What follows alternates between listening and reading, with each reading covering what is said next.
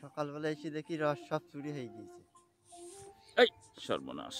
আমরা ইচ্ছা করলে মানুষকে সুন্দরভাবে রস গুড় খাওয়াতে পারি।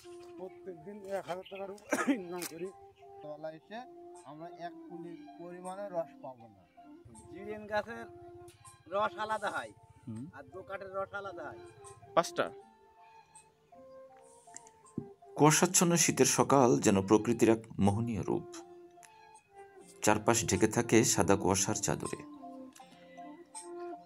গাছের পাতাগুলোতে জমে থাকা শিশির বিন্দু সূর্যের আলোতে মুক্তোর মতো ঝিলমিল করে। গ্রামের মেঠোপথে কিংবা শহরের রাস্তায় হাঁটতে গেলে দেখা যায় মানুষ গায়ে চাদর মুড়ি বা গরম কাপড় পরে ছুটছে নিজের কাজে। এর সঙ্গে খেজুরের রস সংগ্রহ যেন এক নস্টালজিয়ার অংশ। খেজুর গাছ থেকে রস সংগ্রহের পুরো প্রক্রিয়াটি খুবই চমৎকার ও দক্ষতা সম্পন্ন একটি শিল্প। শীতকালের শুরুতে গাছিরা এই কাজটি করেন। আর গাছ আমি তুলতে আসি 40 টাকা করে পিস একটা গাছ। যতক্ষণ তোলা যায় ততক্ষণ তুলতে হবে। একটা গাছ 40 টাকা করে। 35-38টা মতন আমি 10 বছর ধরে তুলা 40 টাকা, 80 টাকা খরচ হয় একটা গাছে। খিল চার্জ দেবো আর খিল মারবো 40 টাকা। যে আমার গাছ আছে 80টা, এই 80টা গাছ ঝোড়া কুটা একদম কমপ্লিট করিয়ে তারপরে রস হবে।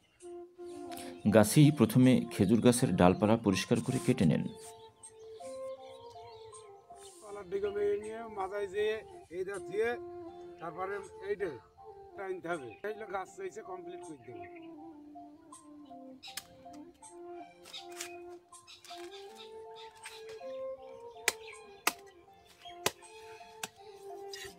এই কাজে ধারালো হাসুয়ার ভূমিকা অত্যন্ত গুরুত্বপূর্ণ।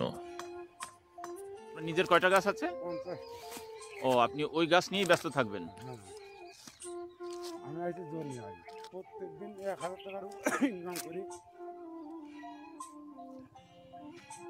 খেজুর গাছ থেকে রস সংগ্রহ একটি ঐতিহ্যবাহী এবং মনোমুগ্ধকর প্রক্রিয়া।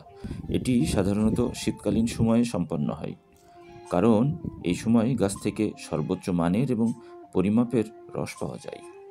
এই রসের ভিন্ন ভিন্ন স্বাদ ও নামও রয়েছে। জিরেন গাছের রস আলাদা হয় আর দোকাটের রস আলাদা হয়। জিরেন কোনটা? জিরেন এই আজ যেটা পয়লা কাটছে এইটা, আজকে যদি পাচ্ছে ওই গাছ, ওইটা হবে দোকাট, তারপর কি হবে টেকাট। সুমিষ্ট এই রসের স্বাদ পেতে পক্ষীকুলও বাকি থাকে না।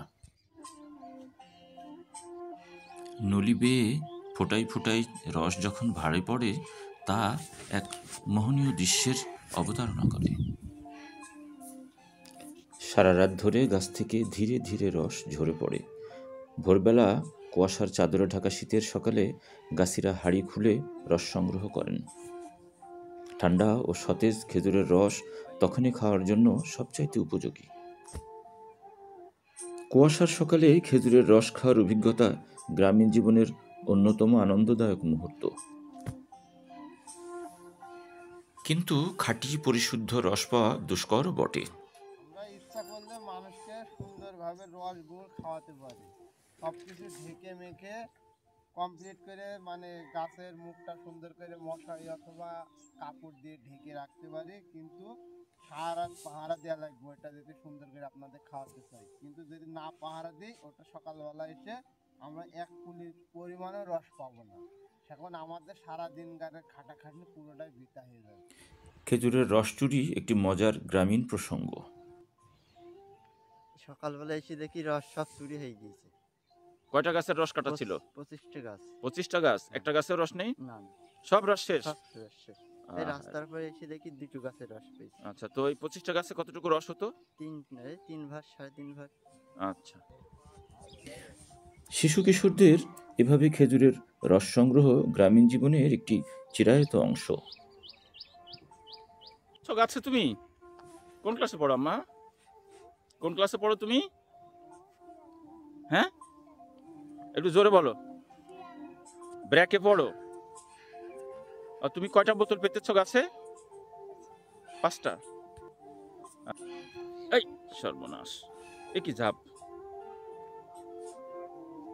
রস হয়েছে তোমার? কতটুকু হয়েছে দেখি? বাহ, এটা মেলায় হয়েছে। কি নাম তোমার? হ্যাঁ, তাসফিয়া, বাহ, সুন্দর নাম তো।